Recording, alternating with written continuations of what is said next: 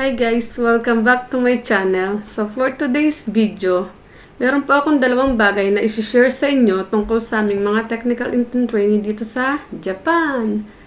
Kung gusto mong malaman kung ano ang dalawang challenges na ito, just keep on watching.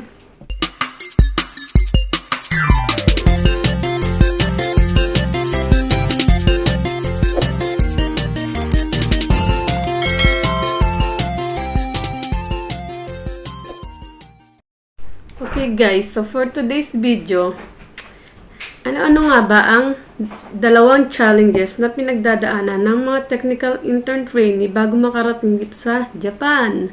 Marami po kasi nagtatanong sa akin kung ano ang pinagdadaanan naming mga trainees sa Pilipinas bago makarating ng Japan.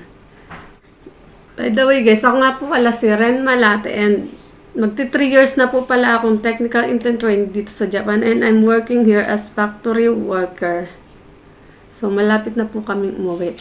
So, sa video na ito, share ko sa inyo kung ano yung mga nalalaman ko tungkol sa aming mga technical intern trainees at mga pinagdaanan namin bago makarating dito sa Japan. Ano-ano nga ba ang mga ito na dalawang challenges na pinagdadaanan namin mga trainees bago makarating dito sa Japan. So, okay guys.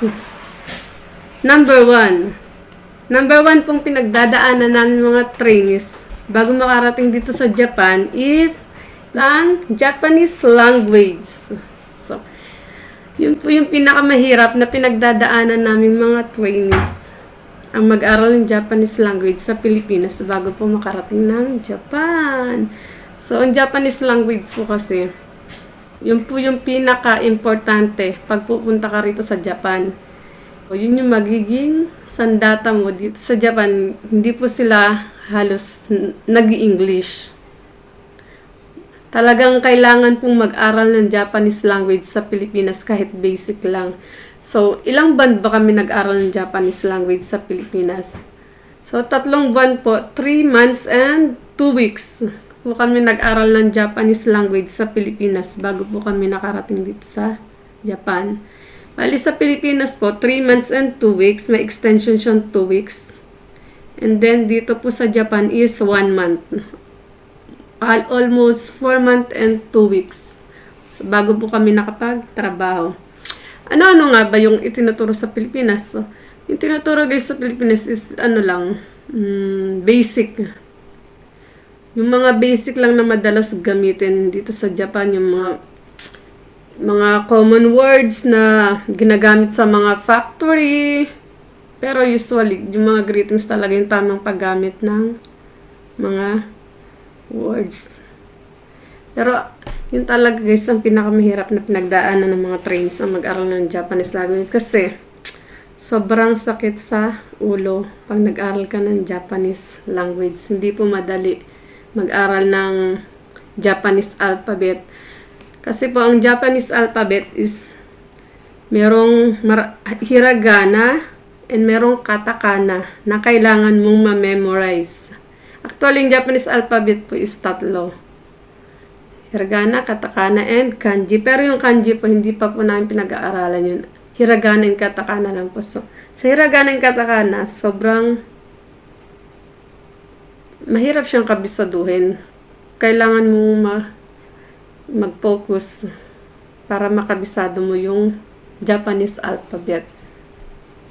Bakit nga ba kailangan yun? Siyempre, pagdating mo dito sa Japan, kailangan kahit papano marunong ka na magsalita ng Japanese language. Kasi, yun ang gagamitin mo para makipag-conversate sa mga Japanese. Kahit hindi naman ganun kalalim yung Japanese na pinag-aralan mo, ang importante, marunong ka makipag-communicate sa mga Japanese. Kahit yung barok-barok lang, ganun. So, sa Pilipinas po talaga, pagka nag-apply ka sa mga agencies, kailangan po talaga, minsan, tuturuan na kayo na mga greetings po, lalo na paghaharap na kayo sa employer. And, yung sa loob po ng 3 months, kailangan nyo pong matutunan lahat ng lalo-lalo na yung hiragana and katakana. Ang tips ko lang guys sa mga trainees na papunta rito sa Japan, kung hindi pa kayo nag-aaral, na mag-self-study kayo habang hindi pa kayo nag-training. Kasi ang hirap po pag sabay-sabayin. Sa loob ng 3 months po, hindi po madaling mag-aral ng Japanese language. So, kailangan na habang hindi pa kayo nag-training is mag-advance study na kayo. Kahit yung Japanese alphabet lang, kabisaduhin nyo. Kasi ako noon, nung hindi pa po kami nag-aaral ng Japanese language, nag-advance study na po ako ng hiragana and katakana habang hindi pa kami nag-training. Para pag nag-aral na kayo, at least nag-advance ka na, hindi na mahirap sa'yo yung pagkabisado ng Japanese alphabet. In 1 month po, nakabisado ko yun. Nag-focus lang ako kahit may trabaho. Marami akong application sa cellphone na dinownload para mag-aral ako ng Japanese alphabet. In 1 month, nakabisado ko naman siya. Ang dami ko ring na papel na nagamit tuwing magsusulat ako. So, mahirap po talaga masakit po sa ulo talaga mag-aral ng Japanese language. Kasi imaginein mo, Japanese language yung pag-aaralan mo. Tapos yung Japanese alphabet, ibang-iba siya doon sa alphabet na ginagamit natin, di ba? Tapos dalawa pa siya, hiragana and katakana. Bakit nga ba dalawa yun? Kasi po yung hiragana, yun po yung ginagamit dito sa Japan. Usually ng mga Japanese words. Yung katakana naman is ginagamit po yun sa mga foreign words. For example, yung pangalan ko. So, katakana po yun. Pareho lang po yun, pero kailangan pong kabisaduhin pareho. Yung hiragana and katakana. So, ang sakit po sa ulo. Kami po nung nag-aaral po kami ng Japanese language, sobrang sakit sa ulo. And pag nag-aaral ka, marami ka pa dyan pagdadaanan. Merong pang Nikki? Yung diary? Nikki, weekly diary.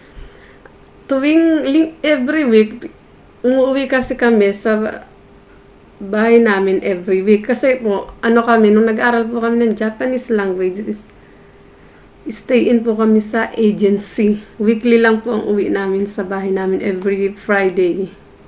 Umuwi kami sa bahay namin. Depende yun kung malapit yung bahay mo. Kasi yung iba, hindi na talaga sila umuwi.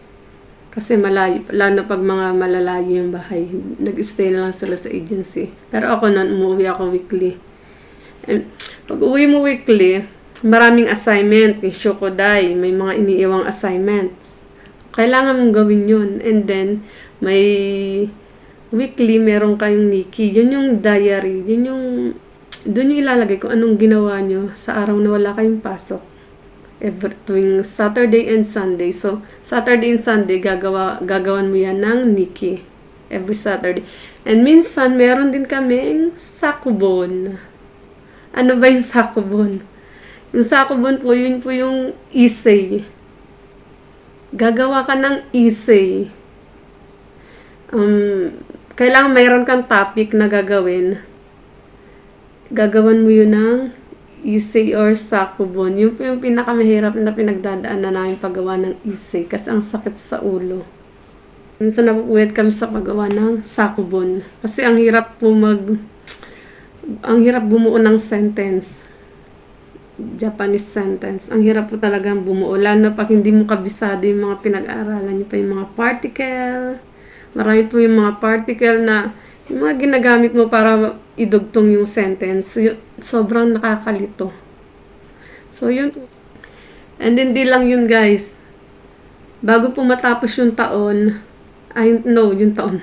bago matapos yung inyong pag-aaral in 3 months, meron pong exam na kailangan yung ipasa.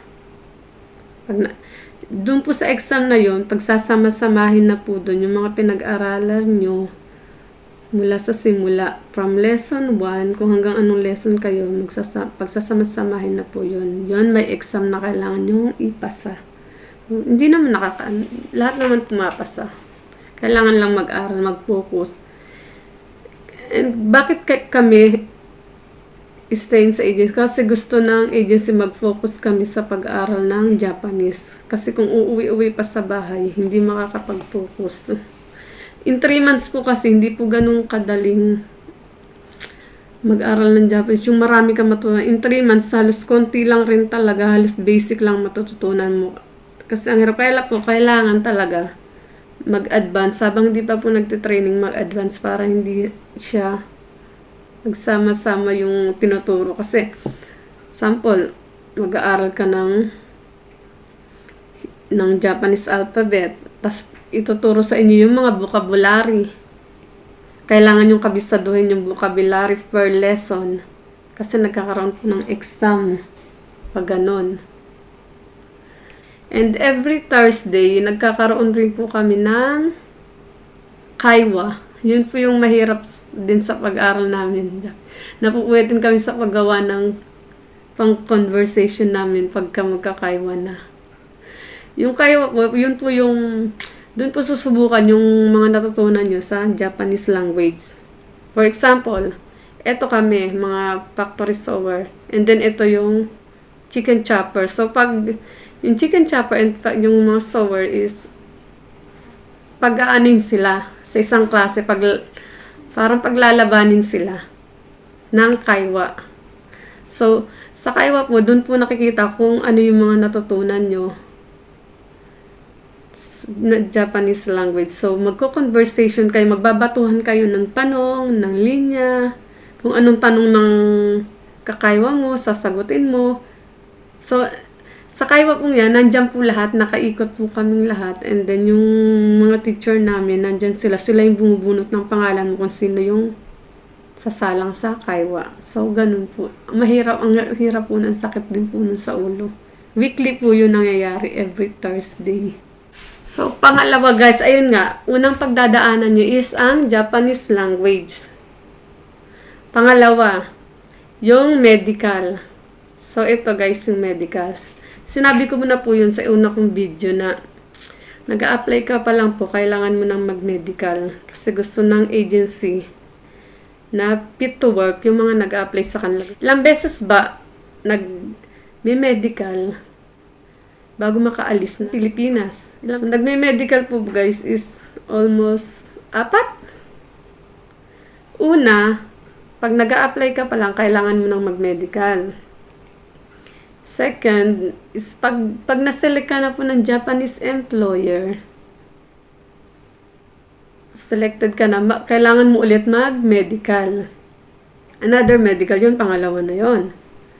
Third is yung pagpaalis ka na ng Pilipinas. Pag may COE na kayo, yung pa-flight na kayo. So, yun po yung final medical sa Pilipinas. Sa medical na yun po, lahat po yan gagawin lahat. Kaya kung may sakit ka, makikita po yan sa medical. So, sinusure po nila na fit to work. And then, pang-apat po, pag nandito ka na sa Japan, pagkatapos nyo mag-aral ng Japanese language dito sa Japan, kailangan mo rin ulit mag-medical. So, 4 na medical po. So, kailangan fit to work. And pagdating po dito sa Japan, kung akala nyo is magtatrabaho na kayo pagdating Japan, hindi pa po.